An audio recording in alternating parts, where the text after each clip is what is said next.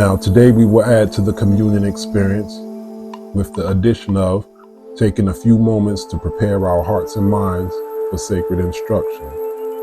Now, this portion requires the use of one gold raw candle and or one white nectar candle and quality frankincense, which is called seneter in the Kemet tradition, which translates as divine fragrance.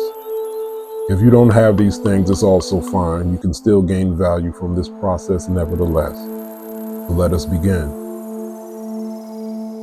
Now, as you light your candles and your incense, take a few moments and allow the spirit of quietude to alight upon you. And then sooner before later, you'll notice that something as unassuming as lighting a candle and burning incense can make you instantly and automatically relax. Relaxation leads to your peace. Your peace opens the way to your power. And as you sit with the aura of calmness and contemplate the energy of the day, with every inhalation and exhalation, all static energy, stagnant energy, and negative energy gets pushed outwards and away until only you remain, perfectly centered and calm, like the black dot in the center of the circle with a symbol of Ra. Now, after your next few breaths, you'll be ready to emerge, relaxed, refreshed, and renewed, and fully capable of grasping the lessons and the layers of today's sacred instruction. Amen. Maat.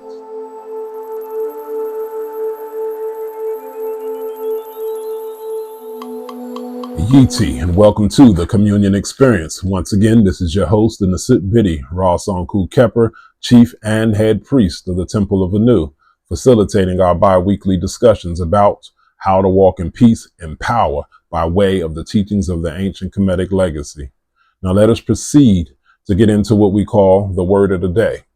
Now the word of the day is when we take one word from the ancient hieroglyphic language that we call Sesh Meruneter, which are the divine written words, and we expound on its cultural foundation as well as its metaphysical and spiritual import in our current lives. Now we understand that language is a serious matter and it should be approached with what we call academic respect, but metaphysically and spiritually, at the end of the day, a language is only as deep as you are, or as deep as the translator of that language. So let us get into it.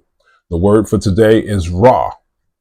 Ra is the word of the day, and it brings me much pleasure to get into the word of the day because Ra is very sacred for us at the Templeofanu.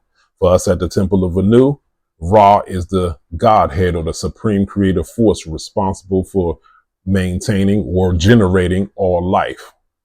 So let us get into it. As the other videos, we always get into the spelling of the word and how the spelling contributes to its metaphysical import, metaphysical and spiritual import. So Ra consists of two words or two letters, R and A. So we have for the R, the symbol of the mouth, which represents the letter R with the sound value of R or Re or Ira or Ire. The second symbol is a forearm, but it also has a tricep and bicep. So it's technically like a tricep, bicep, and forearm.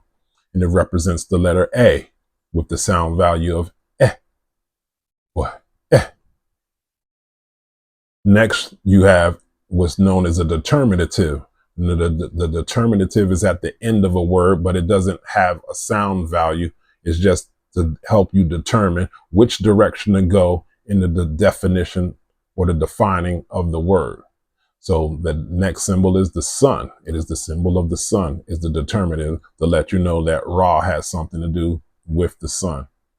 But next to that also, there's another determinative, is a seated figure in the meditation posture or pose, but it's from the side view. And this seated figure, you'll notice, has a beard, which indicates that it is a masculine force or masculine intelligence that has something to do with the power of the sun and its ability to generate.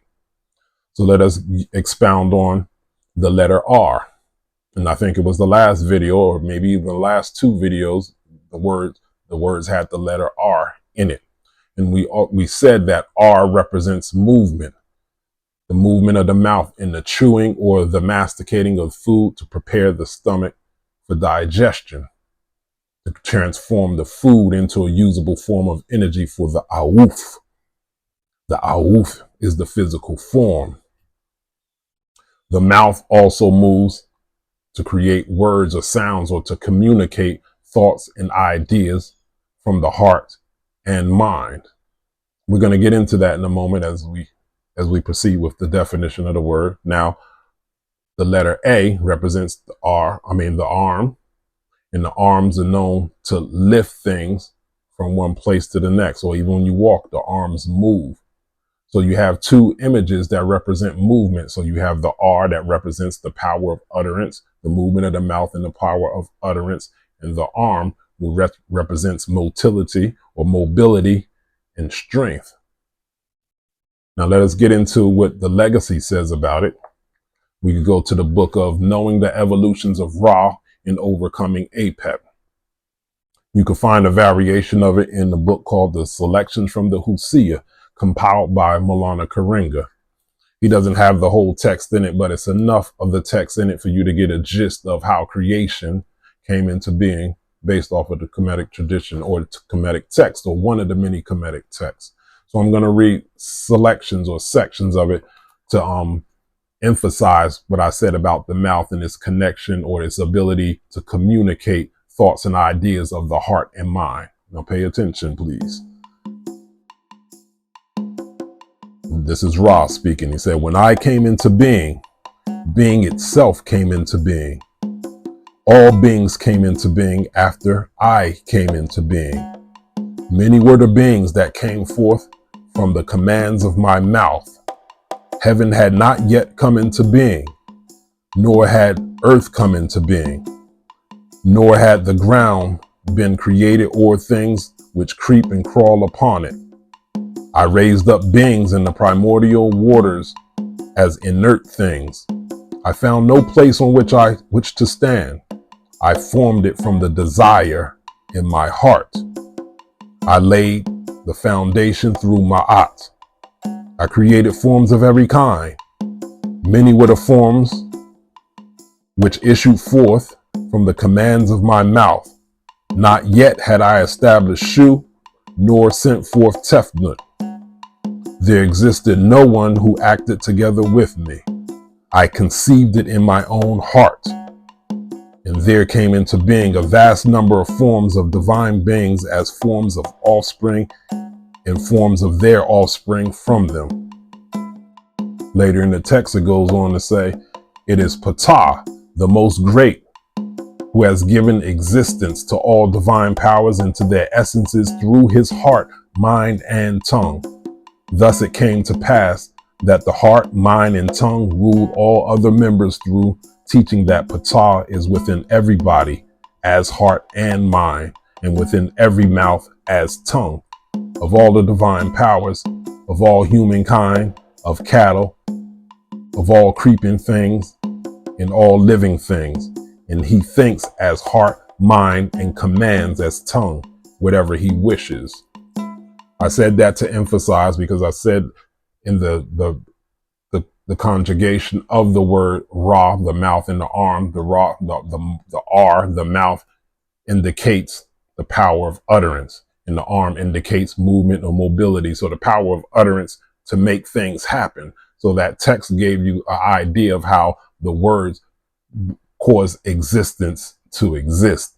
And if you paid attention, there was a lot of talk or discussion about the mind and meditation, thinking in the heart, things coming forth. So creation came into existence from mantras or hekaus. It's like the creator was freestyling a rhyme and creation came as a reflection of it.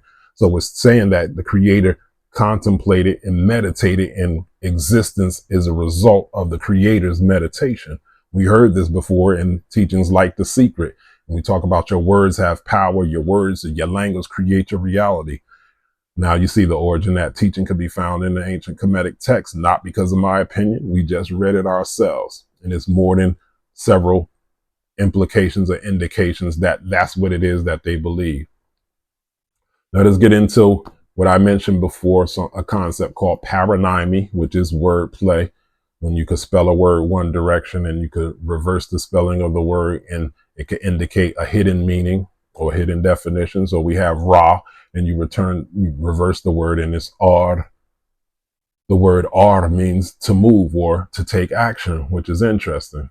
It reminds me of a hip hop song back in the day, and I think it was 87 or 88. It was called Check Out My Melody. It was made by one of my favorite MCs, that's Rakim.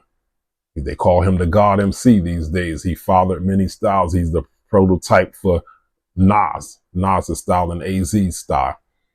So Rakim said in his song, Check Out My Melody, he said, my name is Rakim Allah. The R and A stands for Ra. Switch it around, it still comes out odd. So now as a grown man in my 50s, I'm like, hold up.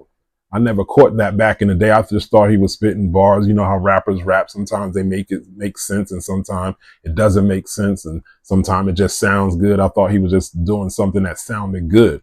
But now, fully grown, several decades later, being Kemetic, we're like, hold up, that's paronymy. That's wordplay. That's double entendres. So what did Rakim do? I remember in the interview way back, and they had the source and the vibe. There was many magazines.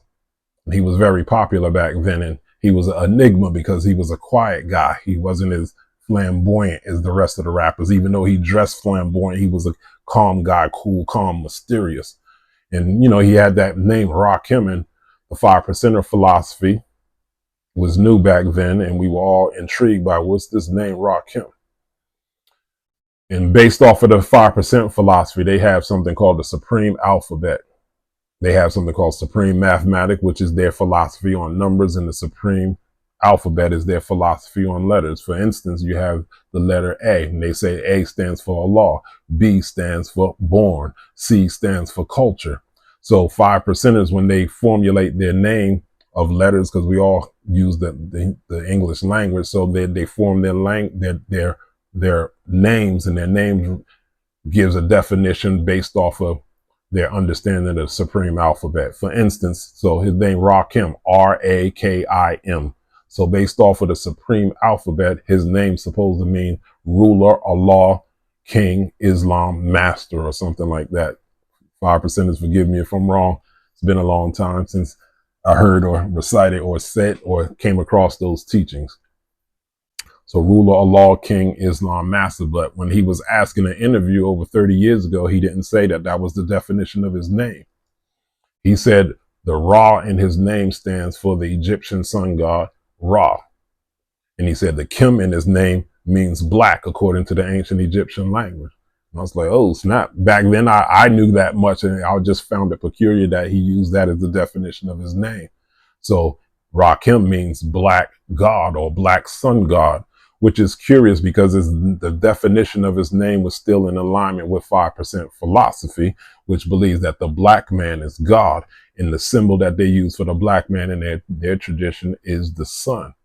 So big up and kudos to Rakim for understanding paronymy and dropping some context clues, some breadcrumbs that we pick up over 30-something years later to show what level he was on. And mind you, Rakim was only 17 or 18 at that time when he was spitting those rhymes on that level that everybody is now just learning how to appreciate.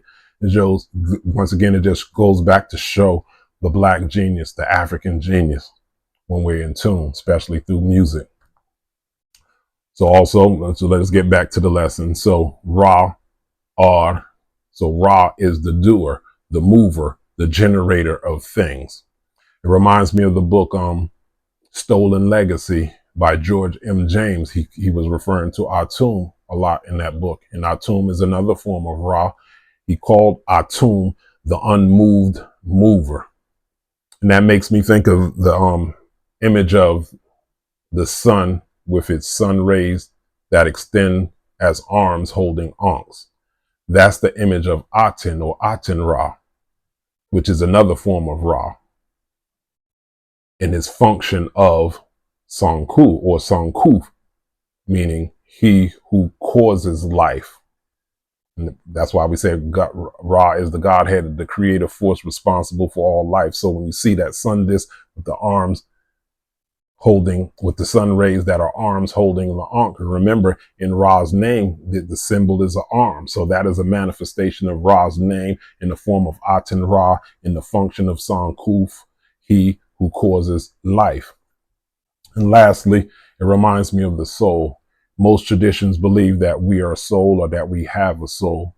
According to the Hebraic tradition, Adam was lifeless until the Creator blew the breath of life into him and he became a ruhu, a living soul. Now, the word soul, the roots of the word soul is in, excuse me, Latin as well as Greek, and it means son. Soul is son. So we are living souls that possesses a spirit that animates a body that conducts itself or moves itself through the world. So there you have it. The word of the day is Ra, expounded on through the filter and the principle of as above, so below, as within, so without. Now let us get into today's discussion. Have you found your crown? I want to start by reading or reciting part of a passage from the Reyu Pertim Heru, which are the chapters of coming forth by day from the night. Part of the recitation is Ke'ek, Ubenek, Pesed, Mutek, Kaiti, Nusut Netru. You rise, you shine, making bright your mother, crowning you as king of the Neteru. Now, we all know that so-called kings and so-called queens, chiefs and chiefesses, they all are represented, or they all have crowns. Now, crowns represent the personification of sovereignty or a mandate to establish order. So now, what does it mean when you see a Neteru with a crown? Because you'll see Osset with a crown, see Heru with a crown, you see Nebuchadnezzar with a crown. All of them have headpieces. That's what Egyptology calls them, their headpieces.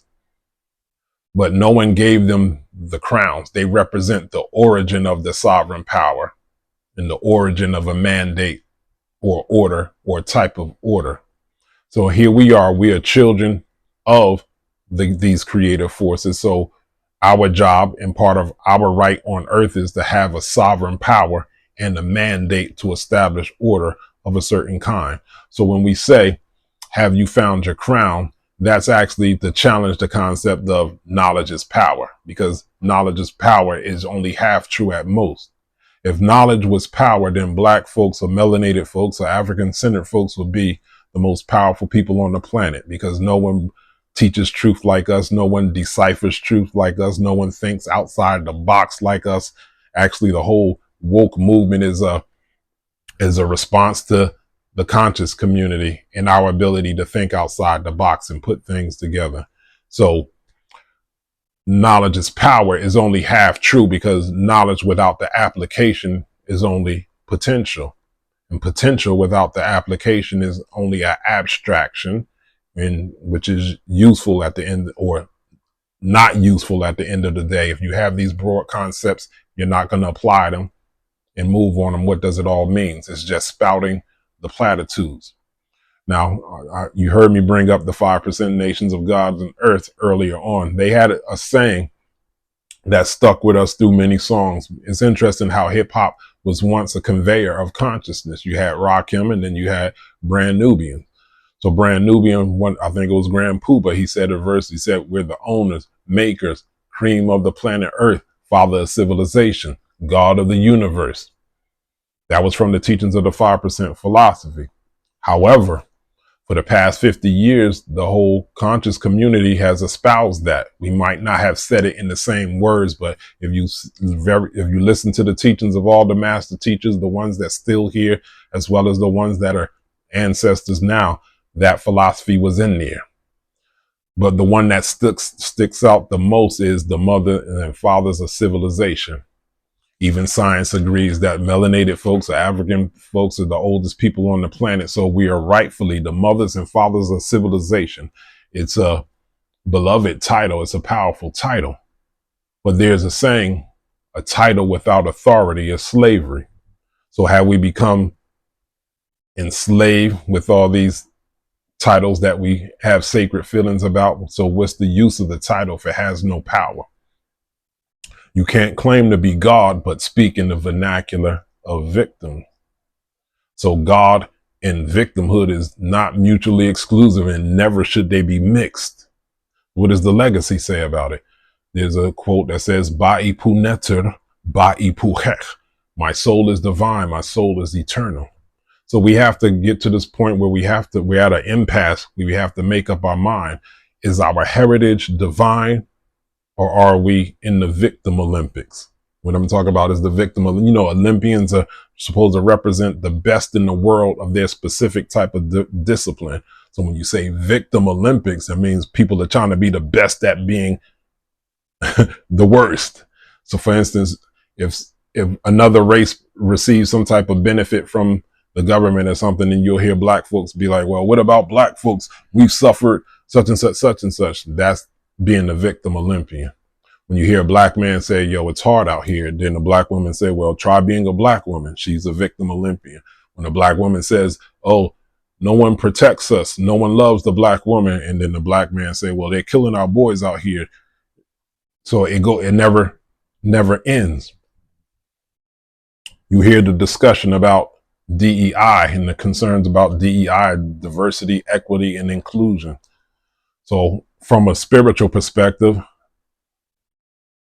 and we understand our connection to the source, why don't you just go to the source of DEI? The creator is the owner, the governor, the master of diversity, equity, and inclusion. Meaning the creator gave every nation on earth their own land to do with it as they wish. So of course, naturally, our land has been taken from us, but there's been nothing stopping us from taking it back. We're the only people that's still waiting from our ex-oppressors to mete out what they feel that we deserve, instead of just taking what we deserve or becoming sovereign and creating a way for what it is that you believe that you deserve. What about the saying, with God, all things are possible? I say when all is in alignment, the results are divine sent. Do you really want a job just because you're black and you're filling someone's quota, or do you want a job based off that you were supremely qualified and more qualified than those of other races? You might say, well, they don't play fair, so sometimes you got to make them play fair, which is true. But so if they don't want to be right with their diversity, the victim Olympic mentality would be like, well, this is in the adversity. The situation is an adversity. But from the spiritual eye, you might need to see it as that adversity is an open invitation for sovereignty. You got to understand, what is your heritage divine, or is it victim? So once again, if they lack diversity, is it really an adversity, or maybe this adversity is a hint towards sovereignty? Because our true heritage is resolution. When you look at ancient Kemet, when you look at ancient Kush, when you look at any ancient indigenous civilization, you'll see that their true heritage is about figuring things out. So maybe the sign is when you reach a wall or whatever, and it looks like you can't get by it, maybe that's a sign to go another way. Maybe that's a sign to go towards sovereignty. Remember, have you found your crown? Crown represents personification of sovereign power and the mandate to establish a certain type of order. So when we say, have you found your crown? Meaning, can you conduct yourself appropriately in this reality that you helped create without throwing a tantrum? This creation of life, or your life, did you create it intentionally, or is your life a manifestation of a negative meditation? We read at the beginning a quote from the book of Knowing the Creations of Ra. You saw that creation was a result of Ra's meditation, his intentional meditation. So what we see is creation, the creator did on purpose. So when you look at your life, what part of it did you do on purpose? And if you can't figure out what you've done on purpose, then that means you need to go in your deeper meditation. Are you doing a negative meditation? You're like, okay, what is a negative meditation? A negative meditation is when you constantly, when you pathologize worry, fear, and anxiety. When you give too much attention to what you're scared of or what you're worried about, that is a negative meditation. All thoughts are on their way to becoming things. So you have to be careful of what you think and what you ponder, which makes me think again once of Ibrahim Traoré. I think that's the proper way to say it. And also reminds me of the book of Kemmunion. We always got to see what the legacy says about it. Kemmunion, once again, that's from the selection from the Husia by Malana Karenga. It's the second paragraph. It says, those who are blameless in matters of conduct, no words can prevail against them. And those who are self-mastered, the harsh are kinder to them than their own mothers. And all people become their servants. Let your name go forth while you yourself are silent, and you will be recognized and respected, which is interesting. When you have to look at yourself, there's another quote that said a wide seat will be offered. Do you walk with that type of power? We was talking about Ibrahim Traoré the last time, about him and Trump's, how they have this ability that they're so focused that all adversity starts transmuting for their benefit. At one moment, it looks like they won't be able to do what it is that they want to do. Then next thing you know, something shifts, changes, or transforms to start working in their favor. So at the current, Ibrahim Traoré is a Pan-African, and he's starting to unite other parts of Africa, and he's from Burkina Faso. But have you ever walked in a room and the divine mandate was in the air, in the ethers, where people had to kowtow or bow down towards you? Have you ever walked in a room of your enemies or people that don't like you, but the energy and the mandate was in the room because you were wearing your crown, meaning you was congruent from top down, that even those that didn't like you had to give you deference and respect? And if you have not yet experienced that, then I'm afraid to say you have some more internal work to do, because that is how an initiate is supposed to move in the world. That is how a spiritual person is supposed to move in the world. And that's what you see in the example of Ibrahim Traoré. I found out some more information on him. They said he said when he was young, his grandmother used to teach them by the moonlight. He's from Burkina Faso. She used to tell them stories. Remember, stories and metaphors are the secret language of the subconscious. So his grandmother was planting seeds of greatness in him. So he said that she taught them stories by the moonlight. And she ended every story by saying, may the light of the ancient pyramids of Egypt shine within you. And he said that is what gives him strength to do what it is that he does. That is what gives him strength to love Africa. Here you have a man from Burkina Faso, not even from Kemet, but the idea of Kemet was placed in his spirit for him to flower and blossom into the powerful human being that he is now, just 30 years old. That's interesting. So once again, he who is self-mastered, the harsh are kinder to them than their own mothers. So if you're not moving with force and congruency in the world, what are you? And I'm afraid to say that a lot of people are just under their standard. Most people are just regular folks. They're just average with a little extra information. What I'm doing is I'm just pushing against that knowledge is power. So there's a lot of power in our community, but not a lot of powerful people in the community. When you really look at it, most folks are still just regular, but with a little bit more information. A lot of people are just have information and they still have the same addictions, alcohol, weed, and whatever as regular folks, and they just have a little bit more information. So we're at an impasse where we're challenged and charged to move towards our sovereignty, to put back on our crown, to become congruent from top down. It reminds me of the documentary called 1804. I think that was the date of the Haitian Revolution, the documentary by Tariq Nasheed. And, you know, when people talk about the Haitian Revolution, they often kind of do a disservice to the Haitian people by saying they went to their orishas or the loas to fight the war, and they make it seem like these spirits came down from heaven and fought the war. Like, no, that's not how that goes. Remember, these forces exist within us. So yeah, they gave veneration to their deities, but they matched the energy of the deities, and that's why they were able to do what it is. So two worlds came together and became a force to be reckoned with. So they still had to fight, they still had to shoot, they still had to kill, but they were working with a supernatural force to be able to do that which they shouldn't have been able to do. Similar to the movie 300. So you had 300 going up against a whole army of people, but they were so resolved, they had so much resolution that nothing was to stop them. So they caused much more damage because they were congruent. So people will say, well, they still died. Well, it's 2025. They would have died anyway. Death is inevitable, but what did they die for? What they died for and how they died is why we're still talking about them today. So what will life say about you when you pass? That's the question. It reminds me of the movie Troy with Brad Pitt. He was playing the demigod Memnon.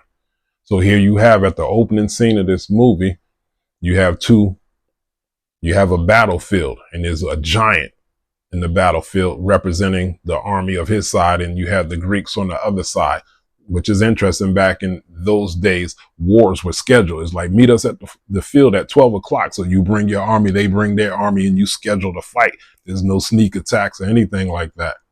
So you have this giant on the field representing one army, and then you had King Memnon on the other side. And Achilles was supposed to be his warrior to fight the giant. So how these two representatives of these nations, of these armies, based off of what happened with them, would determine if they needed to really go all in with war, or was this fight between these two powers enough to settle the resolution and make a big enough statement about, hey, you don't want this work, look what happened. Anyway, Achilles was not there on the battlefield, so they had to send a young boy as a scout to find out where Achilles was. And they go to the next scene, and Achilles sleep with some woman and half drunk from the night over. He's hung over, and the boy reminded him, like, oh, you're supposed to be at the battlefield. And, you know, he gets like some people, and they, oh, snap, I'm late for work. You know, and he's putting on his food, he's putting on his clothes, kind of dragging, but getting himself into the zone. And the kid is asking him questions. He's admiring them. He's just like, wow, you really going to fight that big guy, that big giant?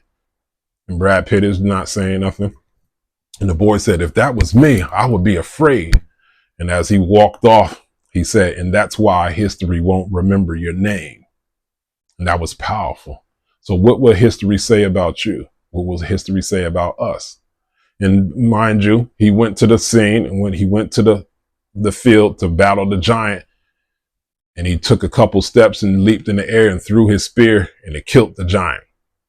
Bam. And there was no war because of that. So here he was coming against conditions that were against him, but he got congruent. He didn't know if he was going to win. He didn't know if he was going to lose. He just had supreme confidence. He metaphysically and energetically had on his crown, and things went his way. All of this to say that we're at an impasse, that every teaching that we have to put it under pressure to see if it's real or not, to see if it works for us or not. Because the teaching that you have, if it's not getting to where it is that you want to be, then you have to question it. And there's no harm, no foul. It's just, it has to go through the pressure. It's pressure, but it's not a negative pressure. It's like a pressure when going into a steam room. You have to sweat out the toxin. In Jersey, we have a place called King Spa. And then King Spa is a Korean bathhouse or Korean steam room. And they have different specialty rooms with things like an infrared room where it has infrared rays, and it stimulates the molecules in the air to cause a certain type of healing effect or response in the body. There's an amethyst room where they have crystals infused in the walls and things like, and each room is over 100 degrees. So it's a therapeutic journey that you go through each one of the rooms. Now they have one room called the oven, and it's like, yo, what the heck is the oven? And there's nothing therapeutic about the name oven. Like, why would anybody get into an oven? Now, before you go into the oven, they have a video screen. And on the video screen, you know, it's in the Korean language, so we don't know what it's saying. Plus the sound is off, but you have to connect the dots. So on that screen, there's eggs cooking. You see cooks in the kitchen, and they keep showing these eggs on the screen, and the eggs are boiling and it's frying. So sooner before later, you realize it's talking about this oven is hot enough to fry an egg. Now I have to take pause, like, why would anybody go into something that could fry an egg? My organs are sensitive. I'm not going to fry an egg. And you have to check yourself. You're like, oh, this is a healing institution. This has been in their tradition for hundreds of years. So I had to relax. And I'm thinking it reminds me of reading certain passages from the Quran back in the day. Mind you, back when I read the Quran, I didn't find inspirative quotes to make me love Allah or love God. There was much more mention of hell and fire in the Quran. They was talking about the fire is going to be so hot when they're going to offer you a hot glass of water to drink. It was just very descriptive about hell, in which didn't promote feelings of love or any urgency to love Allah more to fear Allah. But anyway, so I'm thinking eggs, oven, hell, oven, eggs. And I had to check myself. This is a healing institution. Now, mind you, the oven, you can't just walk in. You have to bend down, because it's almost like an igloo type of structure. You had to bend down, and outside of the oven, they had these rugs that you had to put on your body, because the heat could be so hot that it could blister your skin if you're not sensitive. They said you should try to stay in there at least 5 minutes. So I bend down, and you had to humble yourself, bend down, and went into the oven. I'm looking around, and it felt like I walked on the surface of the sun itself, like I was in Aten Ra. I felt like I was going to just disintegrate. And I'm counting 1, 2, 3. They said 5 minutes. I'm like, I can't make 5 minutes. I look around the room, and it's the agents. They in there. Some of them got the rugs on their head. Some of them no rugs. Mind you, I was outside 5 minutes before, watching that video several times before I got the heart to go in there. And they were already in there that whole time. So they surpassed the 5 minutes. So I'm counting 1, 2, 3. I don't think I made 1 minute, and I had to remember, you couldn't walk out the oven. You had to bend down. So I came out, I had to bend down, and I remember coming out the oven and falling on the ground and taking the rug off me. And I could see the agents around. They was giggling like, oh, amateur. Then it made me think, is hell really torture? Is hell really punishment, or is it a purification? When you look at most traditions say the true nature of man or the human is divine. Remember, the Hebrew scriptures say he blew in his breath of life, man became a ruhu. Our traditions say ba'ipu neter, ba'ipu chech, my soul is eternal. My soul is divine. So you can't get in, but what I'll say it like this. So we spend all of our lives paying attention or identifying ourselves to the worst part of ourselves. You're like, oh, I'm fat. Oh, I'm too skinny. I'm ugly. Oh, I got this addiction. This ain't right. My money ain't right. So you spent your whole life identifying with everything that you're not, and almost ignoring the divinity within. And all of the deities or all the godheads or all the concepts of one day are welcoming you back home, but you can't come home with all that baggage. And you swear that you're the baggage and not the divine being in it. So you can't come home till you drop the baggage. So there has to be a process, which is oftentimes for many people a painful process, of having to burn or purify everything that you're not till only the divine remains. Just like the Korean bathhouse. Sometimes you have to get in there, because sometimes certain chemicals from the environment and in the food, it gets into our body and it mimics our hormones, to create unhealthy conditions for ourselves.